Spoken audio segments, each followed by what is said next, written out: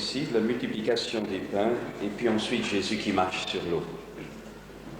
Au verset 15, le soir étant venu, les disciples s'approchèrent de Jésus et dirent, « Ce lieu est désert. »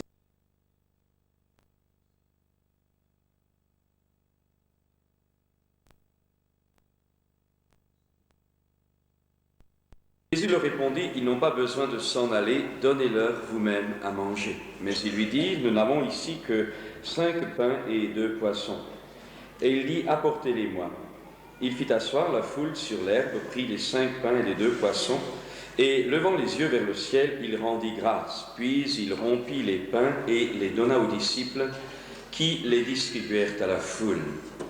Tous mangèrent et furent rassasiés, et l'on emporta 12 paniers pleins des morceaux qui restaient.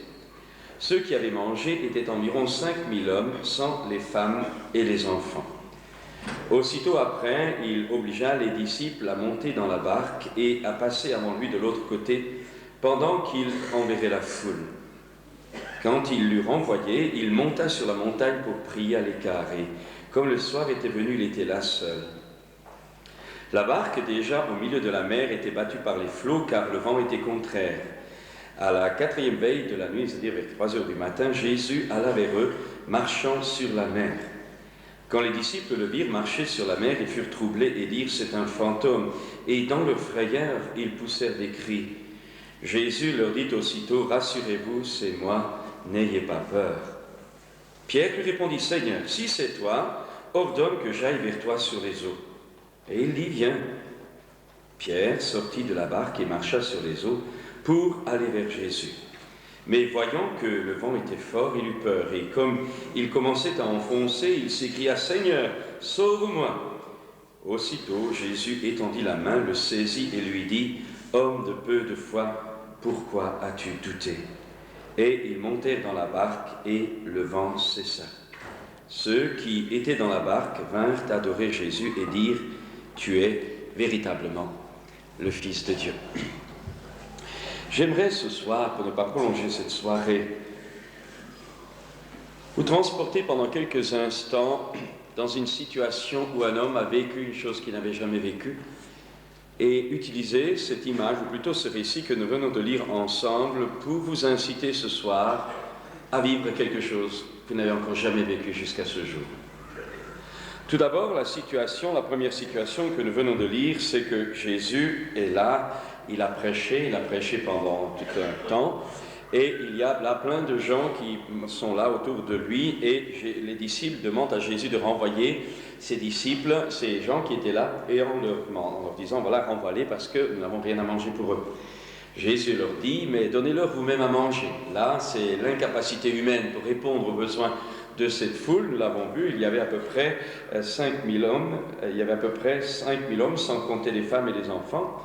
Et c'est là que Jésus va leur ouvrir, va leur donner une dimension qu'ils n'ont jamais vécue, ces braves disciples qui pourtant avaient vu pas mal de choses. Ils avaient vu des yeux s'ouvrir, ils avaient vu des sourds entendre, ils avaient vu des paralytiques marcher, ils avaient vu des choses extraordinaires, ils avaient vu leur propre changement déjà, ils avaient vu le miracle de la vie, de nouvelles qui commençaient à agir en eux-mêmes. Ils connaissaient ces choses-là, mais de nourrir une foule de 5000 personnes, ça, ils n'avaient jamais vu.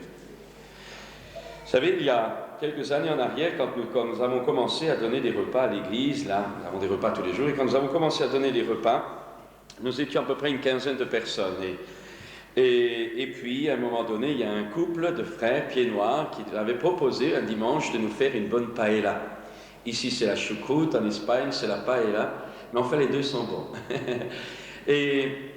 Et j'avais dit à ce frère et à cette sœur, surtout ne le dites pas parce que la salle va être pleine. Et à cette époque-là, on était à peu près entre 30 et 50 chrétiens qui restaient le dimanche pour manger. Ce n'était pas encore dans les habitudes. Et je me rappelle simplement que nous avions fait un petit peu le blackout, nous n'avions signalé cela à personne. Et puis le dimanche est arrivé, les commissions étaient prêtes, tout était acheté, il y en avait pour 50 personnes. Et voilà que 140 chrétiens sont là à table. Imaginez, vous connaissez les cuisinières, pas ici à Mulhouse, mais chez nous, les cuisinières, quand on les contrarie, boum, ça sautait, ces chrétiens tous les mêmes, pas de discipline. Et Mais les gens étaient assis à table, chantaient, se réjouissaient. Je ne sais pas qui avait fait passer le mot d'ordre, mais il y avait... Et comme il n'y avait pas d'inscription, on ne se fait pas inscrire pour les tables, on juge à l'à peu près. Eh bien, nous voilà donc bien nantis, les gens dans la salle, et puis à la cuisine, c'était la bataille. Et bon, la cuisinière m'appelle, la sœur m'appelle, c'est pas possible, frère, on n'y arrivera pas, encore 10 parts de plus, mais 140 personnes, c'est trop, c'est pas possible, il faut les renvoyer. On ne pouvait pas renvoyer, les gens étaient installés, les enfants étaient là, c'était tout cela. Alors on a fermé, écoutez-moi, on a fermé la porte de la cuisine, simplement. On s'est pris par la main, on a dit, Seigneur, on te loue, parce que là, maintenant, c'est toi qui dois agir. Nous te louons, Seigneur, parce que tu t'occupes de cela, tu pourvoiras à tous nos besoins, avec richesse et gloire. Et ensuite, on a servi à table. Je peux simplement vous dire une chose, pendant une semaine, j'ai mangé de la paella à la maison. J'ai revu cela une autre fois, la viande qui manquait, c'était dimanche, 1h de l'après-midi, la viande qui manquait, on ne pouvait même plus aller chercher un magasin, acheter des tranches de jambon, à cette époque-là, on était moins équipés, et puis là, de nouveau, c'était une autre cuisinière, et de là, de nouveau, la panique, etc. Là, encore une fois, on a fermé les portes de la cuisine, on a prié, mais au lieu de découper la viande à la cuisine, on a posé les morceaux sur la table. Et on coupait. Alors imaginez les sœurs qui découpaient la viande. Vous en voulez, frère, vraiment?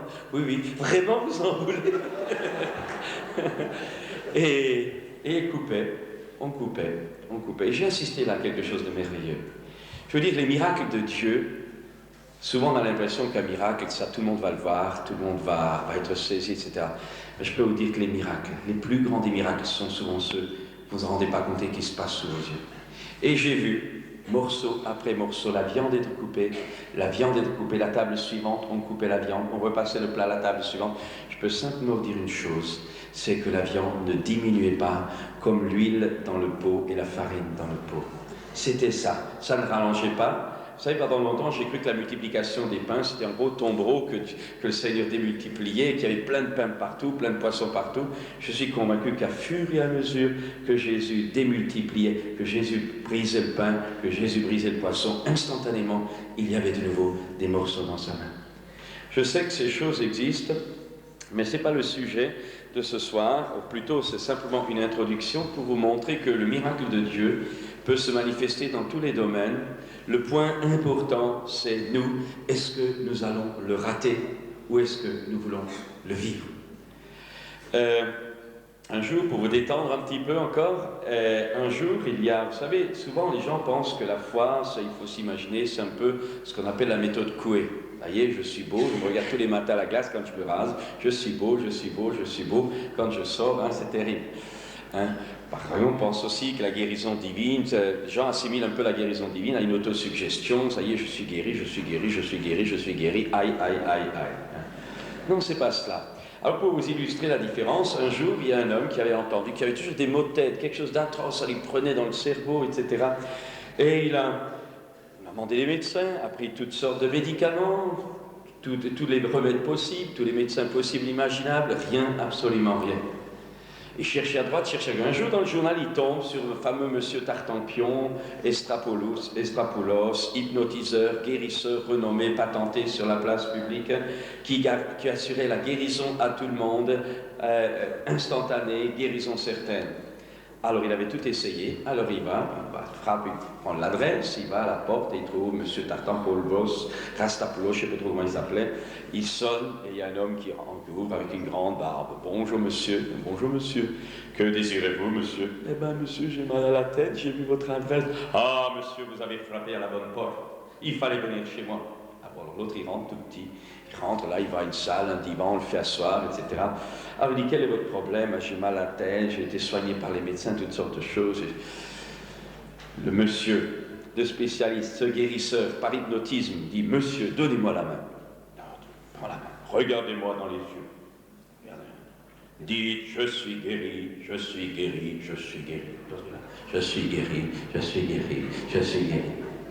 L'autre, il lâche la main, il dit, voilà, c'est fait. L'autre, il dit, comment c'est fait? Oui, c'est aussi simple que ça. Mais oui. Ah si, vous me devez 200 francs. Ah bon. L'autre, il dit, monsieur le magnétiseur, guérisseur, hypnotiseur. Il dit, oui, monsieur, donnez-moi la main. L'autre ne comprend pas. Dis, je suis payé, je suis payé, je suis payé.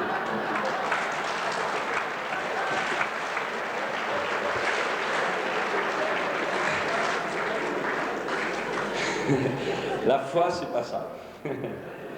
La foi, c'est simplement faire confiance à une parole que Dieu a dit. Et Jésus a dit, si tu crois, tu verras la gloire de Dieu. Et c'est de ça que j'aimerais vous parler ce soir. Alors on va arriver au bord de l'eau. Jésus a donc fait cette multiplication des pains, et il nous a dit qu'aussitôt après, il obligea les disciples à monter dans la barque et à passer avant lui de l'autre côté pendant qu'il renverrait la foule.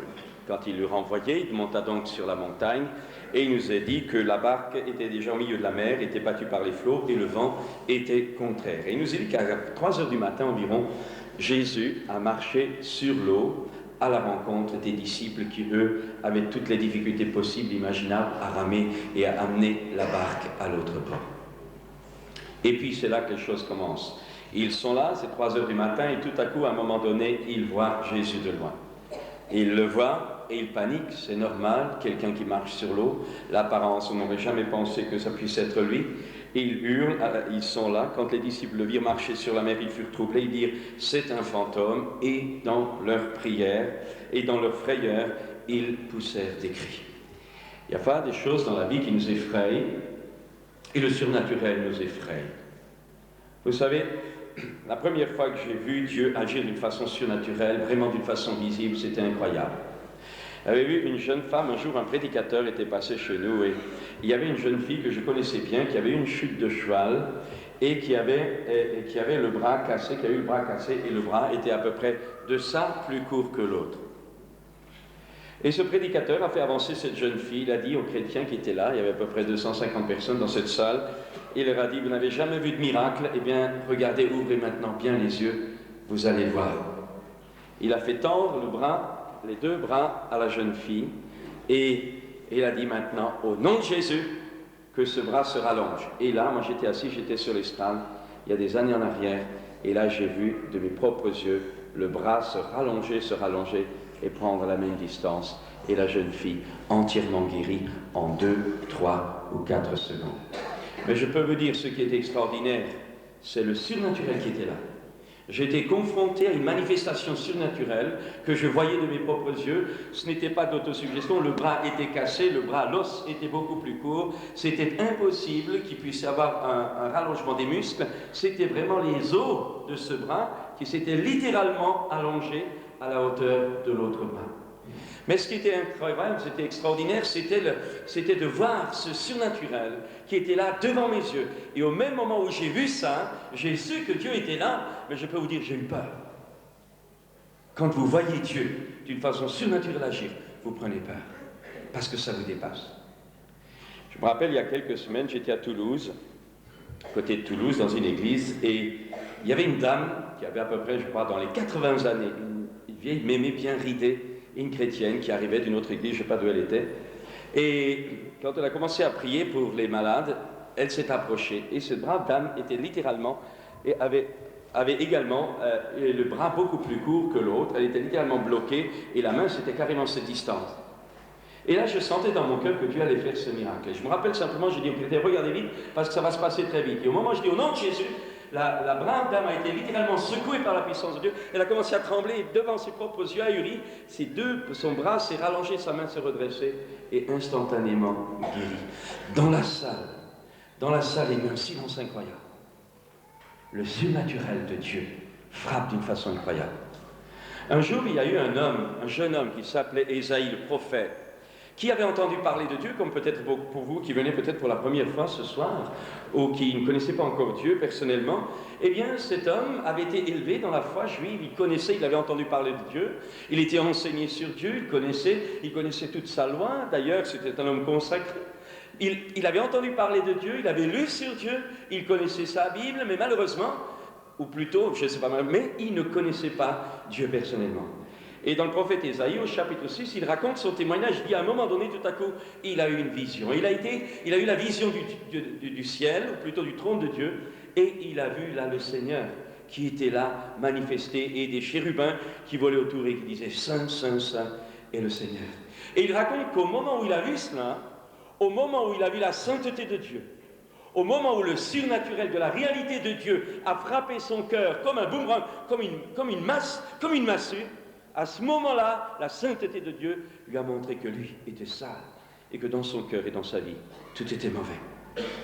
Et c'est là qu'il est tombé à terre, il a dit « Malheur à moi, qui suis un homme aux lèvres impures, j'ai vu l'Éternel des armées, je vais mourir. » Vous avez le même cas d'un homme qui s'appelait Simon-Pierre, le même dont nous allons parler dans quelques instants, qui, à un moment donné, lorsque Jésus passait le long du rivage du lac de Galilée, Jésus avait péché toute la nuit avec ses collègues. Il n'avait rien pris. Il accepte de prendre Jésus dans sa barque et ils partent au large et Jésus dit maintenant jetez le filet du côté de gauche de la barque. Pierre dit Seigneur, nous avons travaillé toute la nuit sans rien prendre, mais sur ta parole, je jetterai le filet. Pierre jette le filet et à ce moment-là, c'est le surnaturel. En je ne sais pas combien de temps il a fallu, quelques minutes, je ne sais pas, mais à un moment donné, le filet, nous est-il dit, est plein à craquer. Ils avaient pêché toute la nuit sans rien prendre, et voilà que sur un mot d'ordre de Jésus, ils jettent le filet, et à ce moment-là, la multitude des poissons qu'ils sont en train de ramasser montre à Pierre, d'une façon visible, d'une façon claire, que cela n'est pas normal, que c'est du surnaturel qui est en train de se passer, et lorsqu'il voit tous ces poissons, lorsqu'il est confronté à cette vision du surnaturel, il prend peur. Il se jette aux pieds de Jésus et dit « Va-t'en, va-t'en, va-t'en, je suis un homme pécheur. » Le surnaturel de Dieu vous interpelle toujours. Pourquoi y a-t-il tellement de gens qui remplissent les églises et qui finalement n'ont jamais eu une vie changée? Pourquoi y a-t-il tellement de gens qui vont peut-être au culte ou à la messe le dimanche, mais qui pendant toute la semaine se comportent comme n'importe quel païen? Pourquoi y a-t-il tellement de gens qui savent que Jésus-Christ a existé, mais qui n'ont jamais été changés, qui se comportent comme n'importe qui? Je vais vous le dire, parce que tout simplement, ils ont entendu parler de Dieu, mais ils ne l'ont jamais rencontré d'une façon vivante, d'une façon surnaturelle. Pierre était un homme qui avait vécu le surnaturel. Et dans le récit que je viens de lire, il est là dans la barque avec les autres. Et lorsqu'il voit Jésus marcher sur l'eau, il panique comme les autres. C'est un fantôme, tout le monde hurle, le surnaturel, je le dis encore une fois, effraie. Mais c'est là que Dieu vient nous rassurer.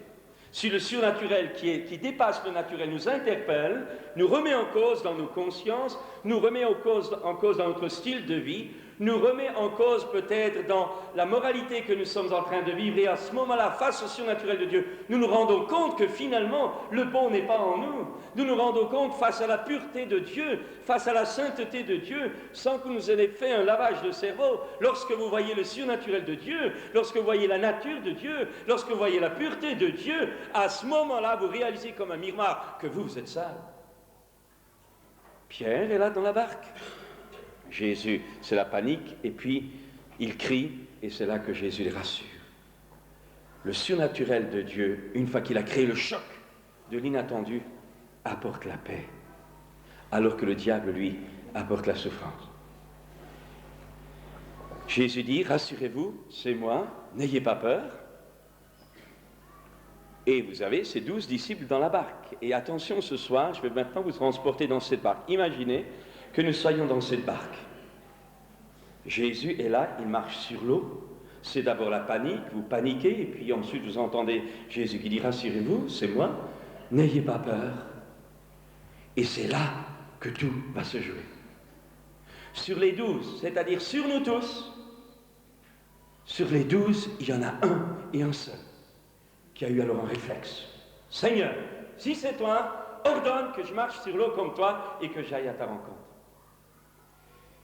Pierre, comme je le disais tout à l'heure, connaissait le surnaturel, une certaine vision du surnaturel, une certaine limite du surnaturel. Il avait vu des aveugles guéris, il avait vu au début de sa vie l'eau changée en vin aux noces de Cana, il avait lui-même fait certains miracles, il avait lui-même fait certaines guérisons. Pierre avait vu le surnaturel, mais il n'avait jamais marché sur l'eau. C'était une dimension nouvelle qu'il ne connaissait pas. Il n'osait même pas supposer que c'était possible pour lui. Mais c'est un homme, et ce soir, j'aimerais faire un défi. Ce soir, j'aimerais faire un appel aux jeunes.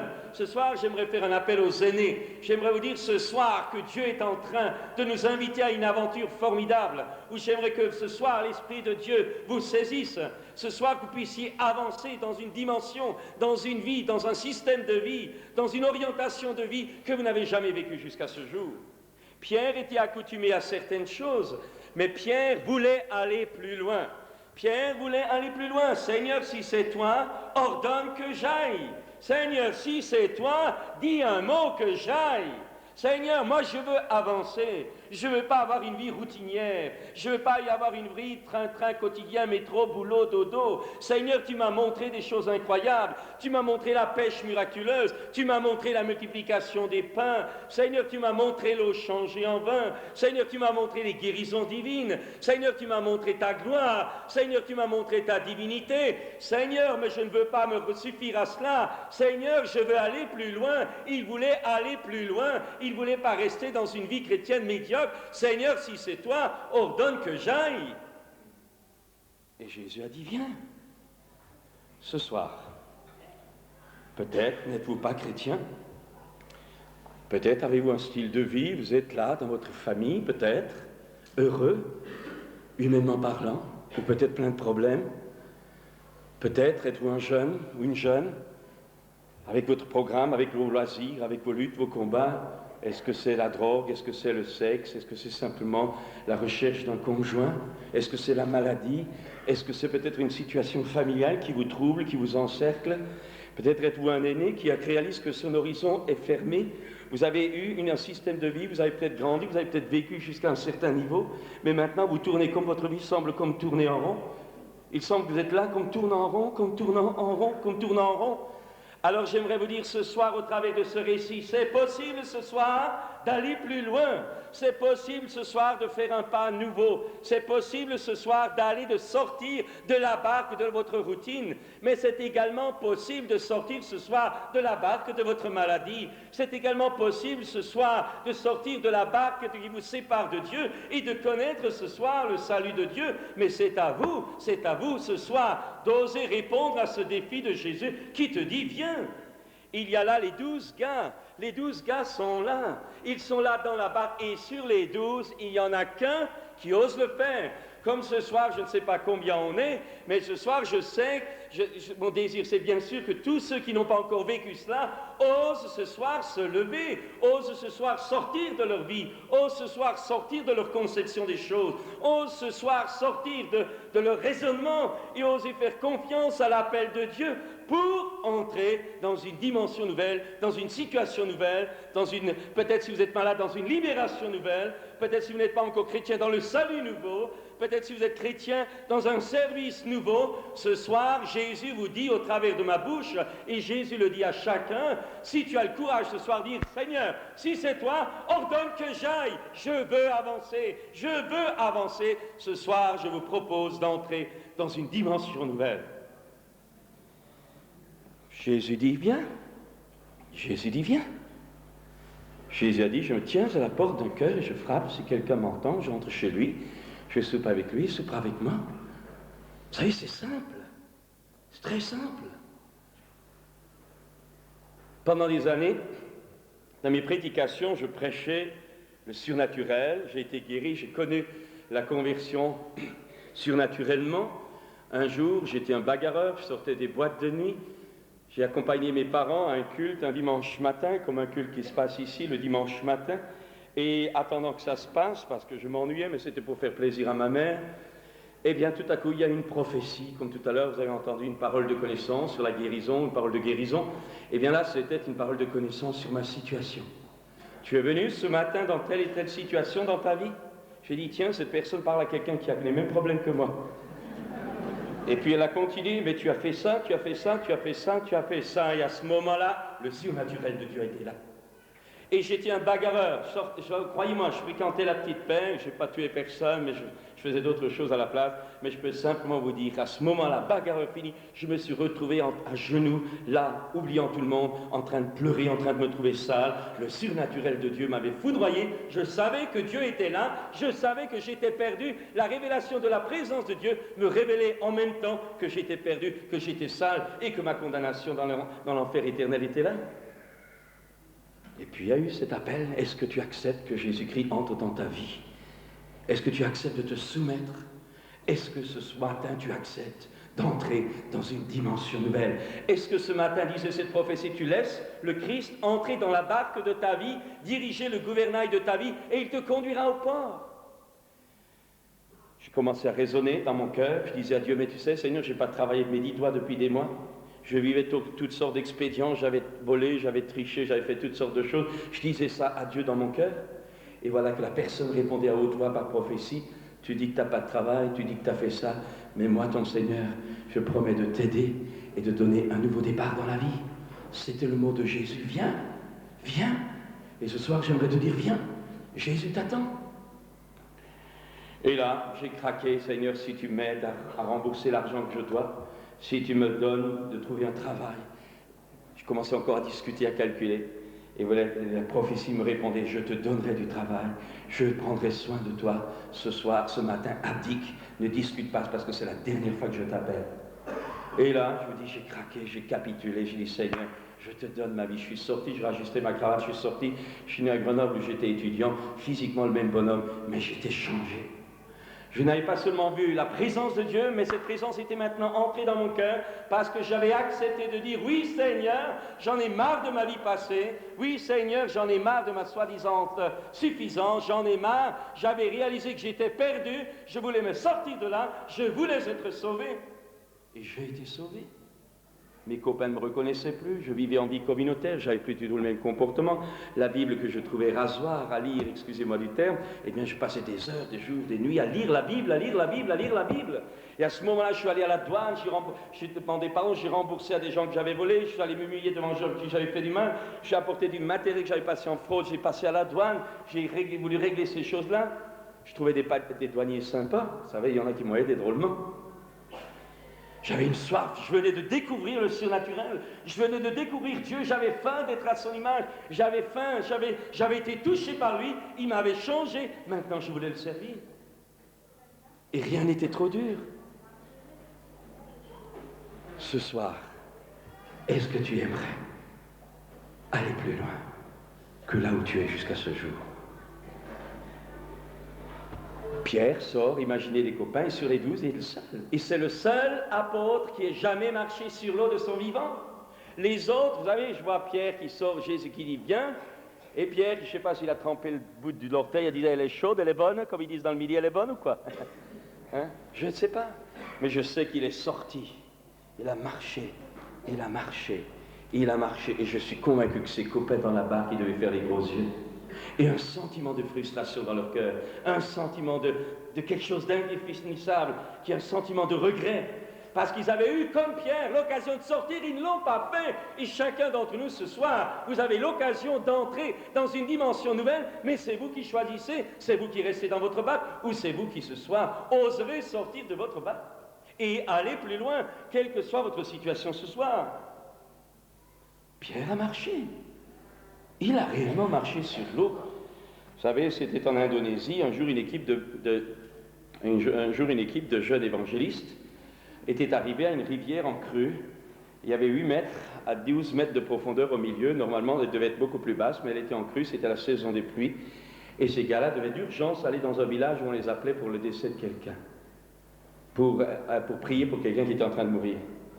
Et ils racontaient que ne pouvant pas traverser, les villageois les ont mis en garde. Attention, c'est beaucoup trop profond, le courant est beaucoup trop fort. Il y en a un, l'équipe des 7, c'était par équipe de 7. Il y en a un des 7 qui dit, moi, Dieu m'a mis à cœur d'y aller. On dit, tu es fou, tu es fou. Si tout le monde est d'accord, il faut une unanimité là-dedans. Il faut que Dieu nous le montre à tous, alors on ira. Il dit, écoutez, Dieu me l'a dit. Ils ont essayé de le bloquer, il s'est arraché de leurs mains, il a couru dans l'eau. Et voilà qu'il court, il arrive à 50 mètres au milieu de la rivière. Et il tape du pied. Et il dit, c'est dur ici, c'est dur, c'est dur. Il avait 8 mètres d'eau sous ses pieds. Ça, c'est Dieu. Alors, les autres l'ont suivi. Mais il y avait sur le rivage, il y avait un paysan qui n'était pas chrétien. Quand il a vu ça, ils avaient pensé qu'il avait trouvé un gué. Il a voulu les suivre, ils ont crié, arrête, n'y va pas, c'était trop tard. Il s'est enfoncé, le courant l'a emporté, il a été noyé. Marcher sur l'eau, il y a des chrétiens qui ont marché sur l'eau. Mais il n'avait jamais vécu ça avant. Mais à ce moment-là, cet homme, ce jeune dans ce groupe, avait entendu au fond de lui la voix de Jésus qui disait « Viens », il a osé y aller et il a marché. Vous savez, il y a quelques mois en arrière, nous étions en Afrique. Et c'était à la fin du séminaire, nous venions d'avoir notre séminaire national à Bangui, et vous savez, on prêchait à nos amis africains avec eux, et les prédicateurs, tout ça, on prêchait la foi en action, l'autorité du croyant, la guérison divine, comment communiquer la guérison aux autres. C'était des ministères bénis. Il y avait le frère Berthaud avec nous et Elec aussi. Le papa Burkhardt également. Nous étions là, c'était pendant 8 jours, c'était un peu le ciel sur la terre. Des réunions le matin, des réunions l'après-midi, des soirées plénières avec l'apothéose au stade le dimanche. Formidable, des guérisons, des choses incroyables. J'ai vu une femme atteinte du sida dans une des soirées vendredi soir. On nous a amené un crabataire, n'ayant plus que la peau et les os. On nous l'a allongé devant les stades. Vous savez, parfois vous dites, les chrétiens, ils sont gentils, ils ont vraiment confiance en vous, mais ils pourraient peut-être vous apporter les maladies. Mais non, devant. Et au moment de la prière pour les malades, on y allait avec les frères. Nous avons prié. Et à un moment donné, cette femme qui ne bougeait plus, qui était là, qui n'avait plus que la peau, ne pouvait pas, elle ne mangeait plus depuis des jours et des jours. Cette femme, pendant qu'on priait, on lui imposait les mains tout à coup, alors que tous les amis africains étaient autour, là, il y avait des centaines et des centaines de personnes, et qui louaient le Seigneur, qui priaient à haute voix, qui louaient le Seigneur à haute voix. Tout à coup, cette femme, comme avec un époque, commençait à se mettre à genoux, et puis elle s'est levée, elle a commencé, avec le peu de force qu'elle avait, de louer le Seigneur. Alors on a fait asseoir, on a fait un coussin pour l'asseoir sur le banc parce qu'elle était tellement maigre que le banc lui faisait mal. Et on l'a laissé. À 2h du matin, ses amis lui ont ramené son matelas, qu'elle avait comme pour se coucher. Elle a voulu se coucher à l'église, elle venait d'être guérie surnaturellement. Et elle s'est installée à l'église, le lendemain elle a mangé, elle a été retapée. Ça s'est passé à PK4, je crois, c'est Clément qui m'a donné le témoignage. Roger, je ne sais pas s'il est parti, Roger est là encore, il vous donnera le témoignage. Le surnaturel, mais je sais ce que je vis par là. J'avais entendu parler de Dieu de la guérison. J'ai vu des malades guéris, j'ai été guéri, j'ai vu des malades guéris. Mais le sida, ça me faisait un peu peur parce que j'avais jamais vu de guérison du sida. Mais lorsqu'on a ainsi avec nos frères prié, lorsqu'on a vu cette femme se lever, lorsque le lendemain on a dit mais elle est guérie, elle reprend les forces, elle remange, elle reprend de la vitalité, elle est partie, ça va, elle ne veut plus quitter l'église. Vous savez, c'est la meilleure des preuves là. Eh bien, à ce moment-là, nous avons encore une fois découvert une dimension nouvelle.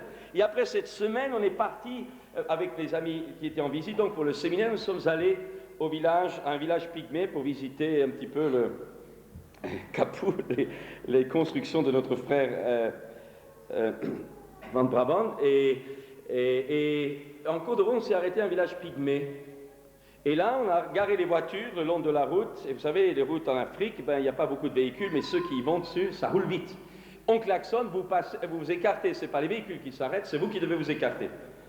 Et tout à coup, on n'a pas fait attention, on était au bord de la route, on était à discuter, les enfants étaient là, on était toutes deux voitures. Et tout à coup arrive une voiture, une 4L d'un coopérant militaire. Il arrive, le gars arrive à 100 mètres, il klaxonne. Et c'est à ce moment-là, je crois que c'était le frère Élec, à ce moment-là qu'il commence à crier « Attention les enfants !» À ce moment-là, je vois Étienne, le petit de Clément, que vous connaissez, qui me regarde, il était là au bord de la route. Quand il a entendu le cri, il a paniqué. Et au lieu de filer vers le bord de la route, il s'est précipité en plein milieu de la route et il a été fracassé à 100 à l'heure par le véhicule qui l'a emporté, paf, sur le côté 40 mètres plus loin, les yeux fixes, raide, mort. Je me rappelle, on était tous là, on a hurlé. Clément le père a couru vers l'enfant, il l'a ramassé, il l'a pris dans ses bras, l'enfant était inerte, plus aucune respiration, les yeux vitreux ouverts, le front ouvert, le sang qui giclait, plus rien, pas un cri, pas une pleure, rien du tout, pas de souffle, rien. Et je peux vous dire qu'à ce moment-là, vous entrez, ou vous ratez votre dimension, ou vous ratez une expérience nouvelle, ou alors vous entrez dans quelque chose que vous n'avez jamais vécu. Et face à cette réalité-là, eh bien à ce moment-là, au fond de moi, il y a eu cette certitude, ce n'est pas normal. Nous avons prêché l'évangile, nous avons prié pour les malades, nous avons annoncé que Jésus nous a donné le pouvoir de marcher sur toute la puissance des ténèbres. Ce n'est pas normal que le diable veuille nous gâcher une fin de séminaire comme ça, de mettre dans le deuil un couple de missionnaires, de mettre dans le deuil les chrétiens. Ce n'est pas normal que le diable gagne dans cette chose-là. Mais j'avais prêché sur la résurrection des morts. J'avais prêché que Jésus ressuscitait les morts. J'avais utilisé des témoignages que j'avais entendus à droite et à gauche sur la résurrection des morts. J'y croyais, mais je ne l'avais jamais vécu. Peut-être crois-tu en Dieu ce soir, mais est-ce que tu l'as déjà rencontré? C'est autre chose. Je croyais au miracle, je croyais à la résurrection, mais je n'avais jamais pratiqué. Et voilà que lorsque j'arrive courant derrière Clément, le gosse était là, raide, fixe, parlait, donc Clément qui pleurait. Je me rappelle, il y a eu ce sentiment de révolte, ce n'est pas normal, on ne va pas accepter cette mort. Et je me rappelle simplement, j'ai passé ma main par-dessus l'épaule de Clément, le gosse ne bougeait plus, était vitreux. Et j'ai commencé à crier à haute voix, « Au nom de Jésus, tu reviens à la vie !» Rien du tout. Mais ce qu'il y a de formidable, c'est qu'il y avait des paysans africains qui étaient à côté dans les cadres, qui ont levé leurs mains et qui ont commencé à prier. Je vous souhaite, quand vous avez un accident dans les rues de Mulhouse, de voir les passants lever les mains et prier Dieu, c'est ce qui se passe là-bas. Et alors de nouveau, vous savez, alors toutes les pensées viennent, mais tu es fou, qu'est-ce que tu fais? Tu veux ressusciter ce gars, c'est pas normal, tu te rends compte, il faut une direction de Dieu, il y a toutes sortes de raisonnements qui viennent.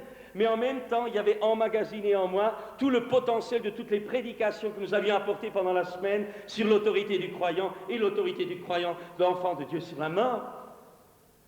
Et la deuxième fois, de nouveau, au nom de Jésus, maintenant tu te reviens à la vie. Rien encore.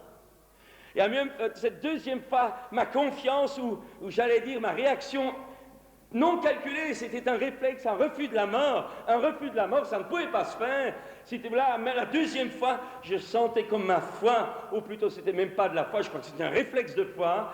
Je sentais comme quelque chose qui était en train de grignoter, cette petite voix intérieure qui disait « ça ne marchera pas, t'es fou, tu es en train de t'exhiber devant tout le monde ». Et puis quand même ce sursaut, la troisième fois, au nom de Jésus, reviens à la vie, reçois la vie. À ce moment-là, au moment où j'ai dit ça, je ne l'ai jamais raconté aux frères à l'occasion, à ce moment-là, j'ai eu comme une révélation, j'ai vu l'esprit de l'enfant qui était sur l'enfant, et au moment où je dis reviens à la vie, j'ai vu l'esprit de l'enfant rentrer en lui. Et à ce moment-là, il y a eu comme un éclair dans ses yeux, il a poussé un cri, il était revenu à la vie. Mais ce que je veux vous dire,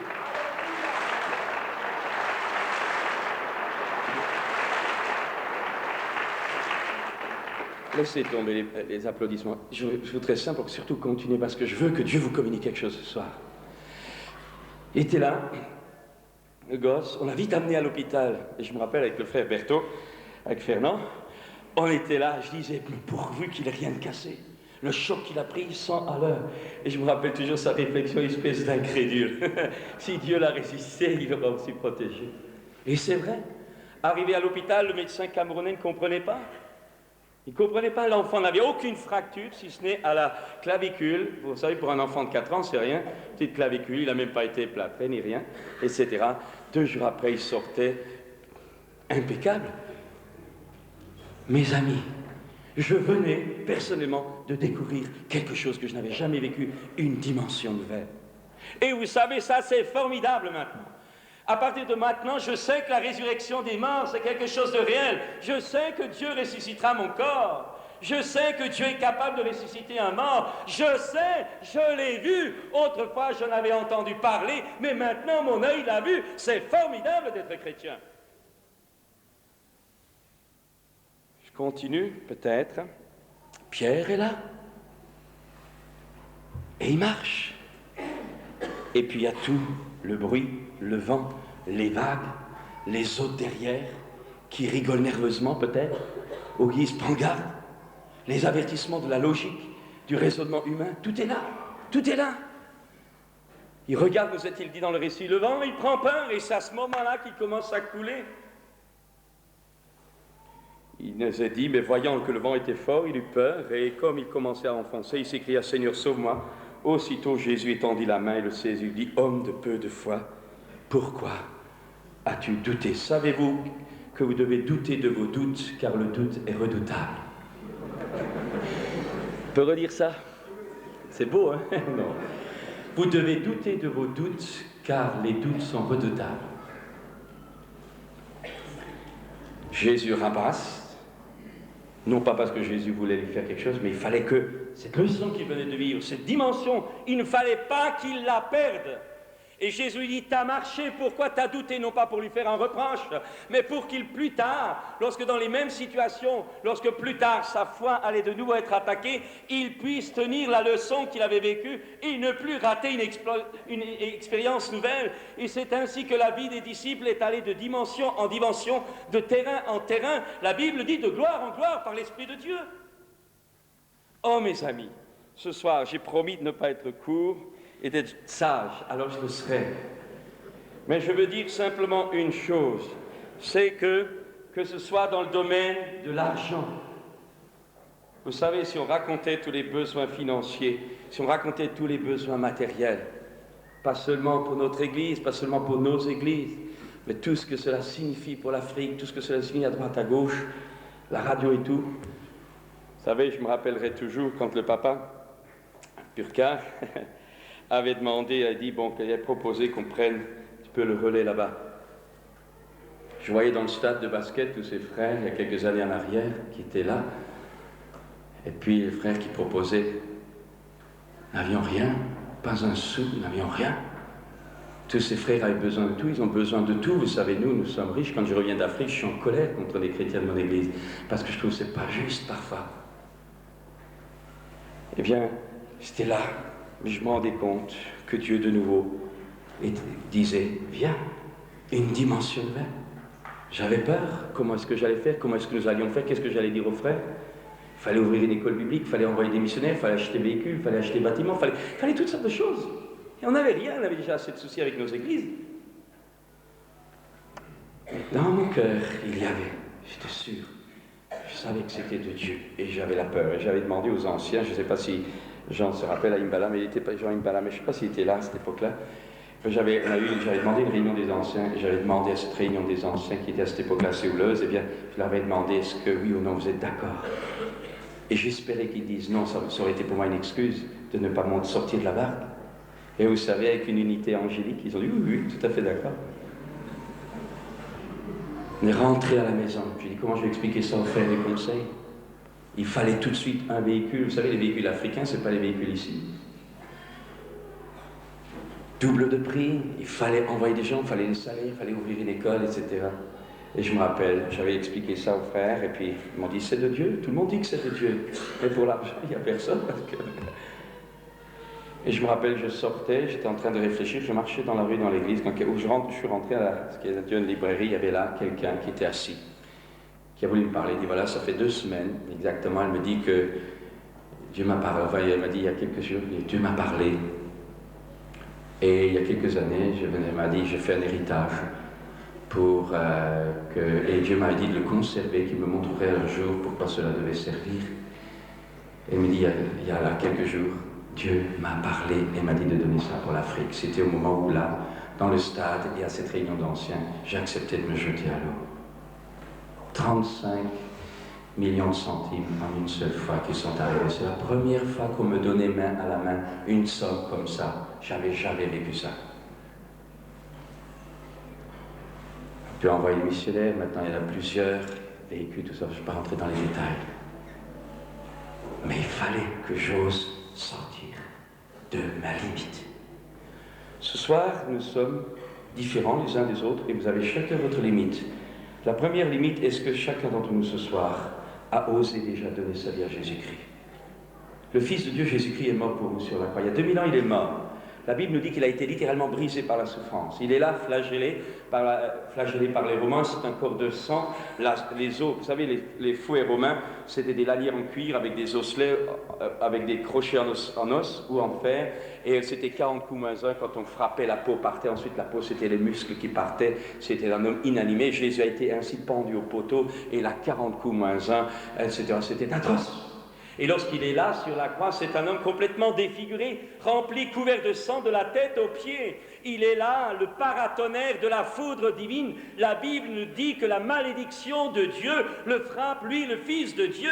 Il est comme écrasé, il est comme, j'allais dire, pressé à mort. Il est littéralement détruit. Il est littéralement détruit par la souffrance. La Bible nous dit abandonné de Dieu. Il est là, il le réalise, il est fait péché. En prenant un langage biblique, il se charge dans son propre corps de vos péchés, de mes péchés, de nos péchés, des péchés du monde entier. Il est littéralement fait malédiction et il hurle. Il hurle. Est-ce que vous l'entendez hurler? Il y a 2000 ans sur la croix du Calvaire, le Christ est là, il hurle. Mon Dieu, mais pourquoi m'as-tu abandonné? Il est mort pour toi, il est mort pour moi. Est-ce que tu as franchi la limite? Est-ce que tu as commencé dans la première dimension? Est-ce que tu as déjà donné ta vie à Jésus? C'est aujourd'hui le jour du salut. Ce soir, je te jette un défi. Je ne parle pas de la religion de papa et de maman. Je ne parle pas de la religion des enfants de cœur. Je ne te dis même pas, veux-tu être guéri? Je te dis, ce soir, veux-tu sortir de ta perdition? Je ne te dis même pas, pose des conditions à Dieu. Je dis, sans condition, est-ce que ce soir, tu as le courage de sortir de ta perdition, peut-être de ta drogue, de ton sexe, de tes pensées de suicide, de ta destruction, de ta mauvaise manière de vivre, ou de tes cauchemars, ou de ta vie vide? Est-ce que ce soir, tu as le courage de sortir de ta barque et de venir ici tout à l'heure quand je ferai un appel? Alors tu verras que ça marchera, tu verras que la puissance de Dieu t'inondera, tu verras la gloire de Dieu, parce que tu as osé bouger. Mais ça ne veut pas dire que tout le monde bougera. Mais toi, si tu viens, tu verras la gloire de Dieu.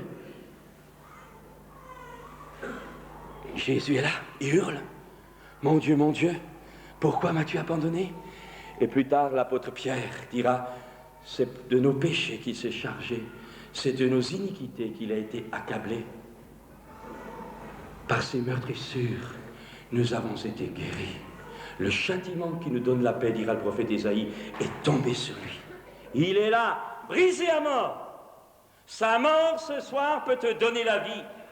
Jésus n'est pas resté sur la croix. Jésus a été enseveli dans la tombe. Il n'est pas resté dans la tombe. Jésus est vivant. Il est sorti de la tombe. Il est là ce soir. Et si tu oses écouter cette voix qui te dit ce soir ne discute plus, ce soir ne raisonne plus, ce soir ne conteste plus, ce soir soumets-toi à sa voix qui dit viens, si tu viens, tu seras sauvé et le Christ vivant entrera dans ta vie. Tu deviendras non pas un homme ou une femme religieuse, tu deviendras un enfant de Dieu pour toujours. Est-ce que tu oses sortir de ta barque? Peut-être es-tu malade ce soir. Peut-être a-t-on prié pour toi, ou as-tu prié? Peut-être as-tu ta religion, façon de voir les choses d'après ta religion, d'après ce qu'on t'a peut-être appris, ou d'après peut-être ce que toi tu as compris. Mais est-ce que ce soir tu oses croire? Je ne te demande pas de payer de l'argent, je ne te demande pas de faire des œuvres, je te demande ce soir de croire à l'amour de Dieu pour toi, ce Dieu vivant qui en son Fils est venu à la croix donner sa vie en rançon pour tous. Crois, crois et tu seras sauvé. Crois au Seigneur Jésus et tu seras sauvé. Il y a 2-3 jours, dimanche dernier, nous avions des baptêmes et il y avait une jeune femme qui, sur l'estrade, il y avait, je crois, une vingtaine de baptisés qui étaient là, et sur l'estrade, une jeune femme raconte sa vie, tumultueuse, et comment Jésus avait changé, que maintenant il voulait le suivre. Au moment où nous avons commencé le premier baptême, le deuxième baptême, le troisième baptême, au moment où cette personne rentre dans l'eau, elle pousse un hurlement, elle devient hideuse, elle tombe raide dans le coma et elle flottait sur l'eau complètement désarticulée. Imaginez la salle bondée, la retransmission directe à la radio, imaginez les pensées qui nous sont venues. Et on commandait, au nom de Jésus, tu lâches cette jeune femme. Plus on commandait, plus elle hurlait. Non, je ne la quitterai pas, non, je ne la quitterai pas, non, je ne la quitterai pas. Ça a été pas marrant, c'est le cas de le dire. Ce qui était curieux, c'est qu'on avait l'impression que ce démon nous narguait, qu'on n'avait aucun impact sur lui, aucune influence sur lui. C'est comme si on frappait dans l'eau. On s'est calmé, on a continué, on l'a mis de côté, on a continué avec les autres, et puis quand elle est revenue à elle, on l'a vite fait s'habiller, puis on l'a revue à la fin de la réunion. Et puis, quand je suis parti à la convention lundi, les anciens, 2 anciens sont allés, je ne l'ai pas encore dit à Christian Rivière, là, les anciens sont allés la voir. Ils ont téléphoné ce matin. Il y avait des confessions à faire. J'ai eu ma femme au téléphone, elle n'avait pas tout confessé. Et au moment, voyez-vous, elle croyait en Jésus. Mais ce qui lui manquait, c'était l'obéissance totale. Et au moment où elle est rentrée dans l'eau, à ce moment-là, c'est la frontière. Jésus a dit, celui qui croira et qui sera baptisé sera sauvé. Elle avait cru, mais comme au temps de Moïse, les Hébreux qui étaient arrivés à la mer Rouge, les Égyptiens voulaient les ramener, mais là, la mer Rouge, parce qu'ils ont osé passer par la mer Rouge, ils ont été définitivement libérés de leurs adversaires. Et le baptême est la frontière sûre qui nous libère définitivement de tentation et de l'oppression du diable. Jésus a dit, celui qui croira et qui sera baptisé sera sauvé. Et cette femme avait cru, mais il y avait encore toute une chose à mettre remettre en ordre. Et quand elle est entrée dans l'eau, le démon qui était là en elle, à cause de plusieurs avortements, à cause de plusieurs choses qu'elle avait fait, à ce moment-là n'a pas pu supporter le moment de l'identification dans la mort et dans la résurrection du Christ. Il a hurlé. Raconte cette histoire encore qui est vraie. Un jeune est arrivé dans une église un jour, plein de tatouages. Tatouage par-ci, tatouage par-là, de la tête aux pieds. Dans tous ces tatouages, il y en avait un qui était horrible. C'est qu'il avait sur sa poitrine un tatouage de Satan, avec qui il avait fait un pacte de sang. Et je ne sais plus comment c'était arrivé, quelqu'un lui a témoigné. Il est venu à l'église, dans cette église, et puis il s'est converti. Il s'est converti, libéré. Un gars changé, alors il a voulu se faire baptiser. Mais son problème était dans... chaque fois, il ne pouvait pas se mettre torse nu, il avait honte. Vous vous rendez compte, un chrétien, avec le tatouage de Satan, Satan, je te donne ma vie pour toujours, c'était marqué. Et il était là, au moment des baptêmes, il s'approche avec le témoignage des autres. Et il était en train de dire, qu'est-ce que je regrette cette folie de ce tatouage. Il avait non seulement Satan, mais il avait sur tous ses bras, tous ses jambes.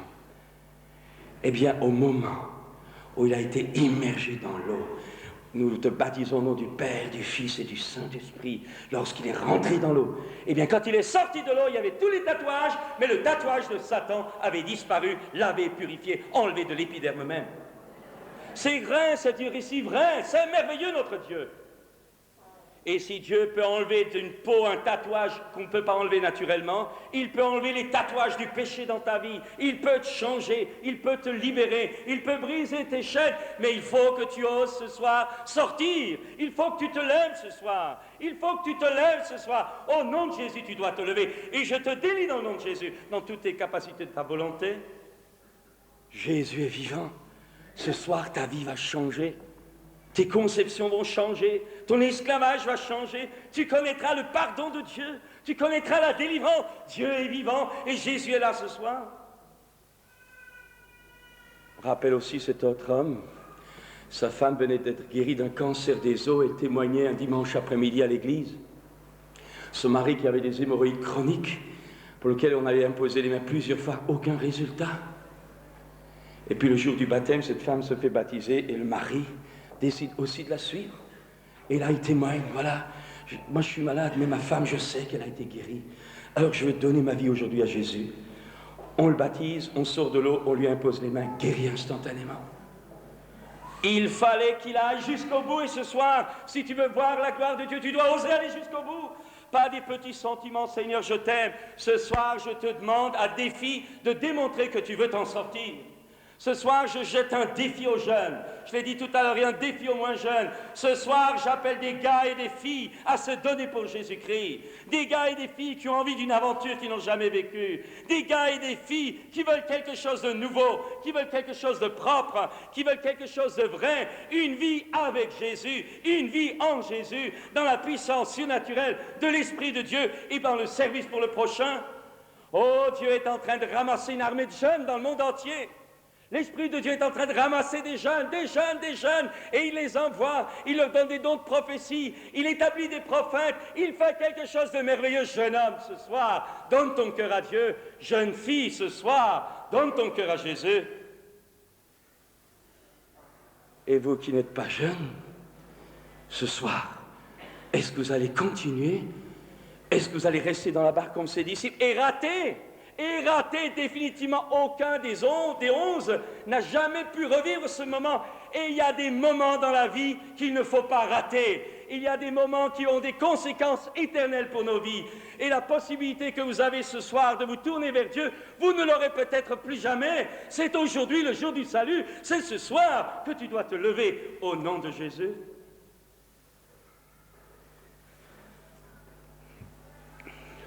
Les couples, l'autre jour au baptême, écoutez le témoignage de couple, Marie séparée de sa femme, elle d'un côté, lui de l'autre, et puis Dieu qui agit.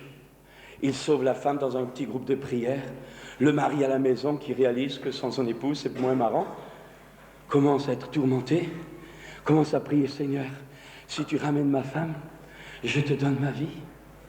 Des amis le conduisent à l'église, il est foudroyé par l'Esprit de Dieu, Il va vers sa femme, qui ne sachant pas qu'elle s'était convertie. Les deux se retrouvent, s'unissent, s'embrassent, c'est le pardon. Et dimanche dernier, ils se sont fait baptiser 2 couples comme ça. Ce soir, je ne sais pas quelle est la situation de ton couple. Peut-être cela ne va-t-il pas avec ton mari, peut-être cela ne va-t-il pas avec ta femme, peut-être cela ne va-t-il pas avec tes enfants, peut-être cela ne va-t-il pas avec tes parents, peut-être cela ne va-t-il pas avec ton chef de travail, tes collègues de bureau, je ne sais pas. Mais ce soir, au lieu de rester, au lieu de croire que tout est fichu, ce soir, ose sortir de ta barque, élève-toi pour Jésus-Christ. Je vais m'arrêter.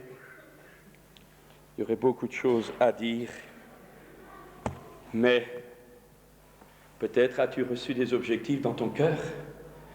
Peut-être que Dieu a mis sur ton cœur des désirs de le servir dans telle ou telle dimension.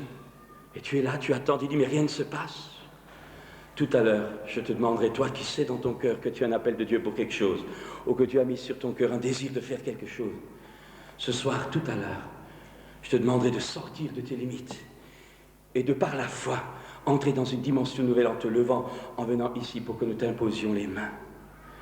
Je me rappelle cet été à Saint-Laurent-du-Pont, il était 11h30 du soir, vous voyez, c'était le soir du séminaire. Il y avait notre frère Tucker qui venait de terminer, prêcher sur les dons, il était parti. Et nous étions là sous la tente en train de prier, puis Dieu donnait quelques paroles de connaissance, une jeune femme était guérie, etc. Mais ce n'était pas bien fort. Et puis tout à coup, je reçois ça, il y a des gens là-dedans qui ont un objectif, qui veulent servir Dieu, ils ont des objectifs, mais il y a comme un blocage. Alors je leur dis, voilà, Dieu me montre qu'il y a parmi vous certains qui ont des objectifs pour Dieu, mais qui sont comme bloqués. Je vous demande de vous approcher. Approchez-vous. Et il y avait à peu près 20-25 personnes qui sont approchées, la plupart des jeunes, mais aussi des aînés. On a demandé avec les responsables de s'approcher. Là, j'ai vécu quelque chose que je n'avais jamais vécu de toute ma vie. Les frères ont commencé à imposer les mains, prier avec eux, et moi, j'avais la file qui était devant moi. Au moment où j'impose les mains, à peine j'ai touché, paf, la femme tombe à terre. Je regarde, je me sens poussé par l'esprit à prier par l'autre, à terre, à terre, à terre, et partout où je touchais, je tombais à terre. À un moment, je touchais, je sentais qu'il y avait rien, je laissais la personne debout, je continuais. Et partout où j'étais conduit par l'Esprit de Dieu, les gens se retrouvent à terre les uns après les autres. Je ne dis pas que je suis pour, c'est pas il ne faut pas tomber à terre pour être béni, vous savez. Mais là, à ce moment-là, c'était le moment à ne pas rater. Si j'avais suivi mes principes, eh bien j'aurais fait comme tout le monde, mais là il y avait plus que ça. Je suivais littéralement la trace, l'Esprit de Dieu. J'avais les yeux fermés, je suivais, et partout je touchais, ça tombait. Immersion dans l'Esprit, baptême dans l'Esprit. Mes amis, je sais ce soir que Dieu va vous toucher si tu es sincère, parce que Dieu se laisse trouver par celui qui le cherche, si tu le cherches de tout ton cœur. Mais il faut que tu te lèves, il faut que tu oses. Moi je me suis levé il y a des années, il n'y a aucune raison que toi tu ne te lèves pas. Dieu n'a pas à te supplier, c'est toi qui es perdu. Et c'est toi qui as besoin d'être sauvé. Mais Dieu t'aime. Et Dieu veut t'arracher. Mais Dieu ne te forcera jamais, Dieu ne s'impose pas. Ce soir, il faut que toi, comme Pierre, tu sortes la jambe. Tu n'as pas d'eau, tu as un bon carrelage ici. Mais tu vas rentrer dans l'eau de l'Esprit. Tu vas marcher sur l'eau de l'Esprit. Le Saint-Esprit est là. L'Esprit de Dieu est là. Prions, je vous invite un instant à incliner la tête.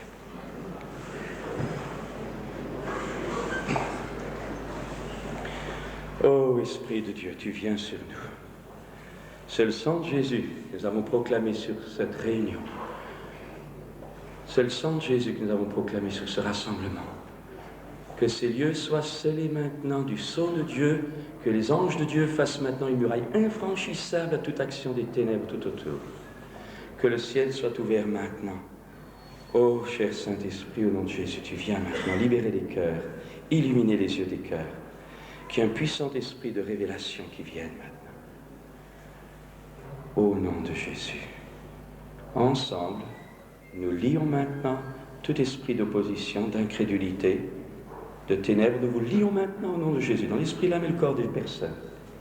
Que la liberté glorieuse de Dieu se manifeste par une action merveilleuse du Saint-Esprit.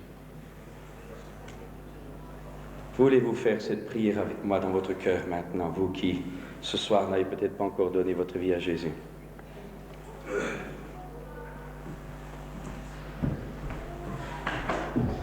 J'ai une parole pour quelqu'un. Restez les yeux fermés. Il y a quelqu'un qui est là, qui est venu avec une volonté de détruire, avec une pensée de détruire très claire. Et vous avez même avec vous, sur votre corps, vous avez même un instrument de destruction. Et le Seigneur est là, vous êtes quelqu'un qui pense à la destruction, et vous avez entendu parler du Dieu d'amour. Et ce soir, le Seigneur vous parle d'une façon tout à fait particulière pour vous sortir de cette situation, pour que vous donniez à lui. Ce soir, le Seigneur vous appelle à vous lever, à vous donner pour lui, et à venir apporter ce qui est l'instrument de cette destruction que vous avez résolue dans votre cœur.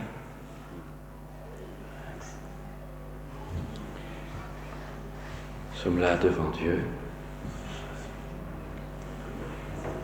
Tout le monde prie. Le Seigneur est vivant. Sa parole ne revient jamais à lui sans avoir accompli son effet. Il envoie sa parole et il guérit. Je demande de prier maintenant avec moi. Vous qui n'avez peut-être jusqu'à ce jour jamais fait ce genre de prière. Dites avec moi dans votre cœur, Seigneur Jésus, ce soir je viens à toi tel que je suis. Je crois que tu es le Fils de Dieu et je te demande pour tout le mal qui est en moi et pour tout le mal que j'ai fait. Je te demande pardon aussi pour tous les péchés de ma famille. Je crois que tu es mort pour moi sur la croix, que tu as versé ton sang pour me laver, me purifier de tous mes péchés et me délivrer de toute la puissance des ténèbres. Seigneur Jésus, je crois que tu es ressuscité d'entre les morts. Je crois que tu es vivant. Et ce soir, je viens à toi tel que je suis. Entre dans mon cœur. Entre dans ma vie. Brise toutes les chaînes qui sont en moi. Je renonce au mal. Je renonce au péché. Je renonce à Satan. Seigneur Jésus, ce soir, je veux que tu deviennes le Seigneur de ma vie. Dites-lui, je veux ce soir que tu deviennes le Seigneur de ma vie. Nous restons dans la prière, tout le monde prie, personne ne regarde. C'est entre Dieu et chacun. Demandez maintenant de ne plus bouger, s'il vous plaît. Seigneur,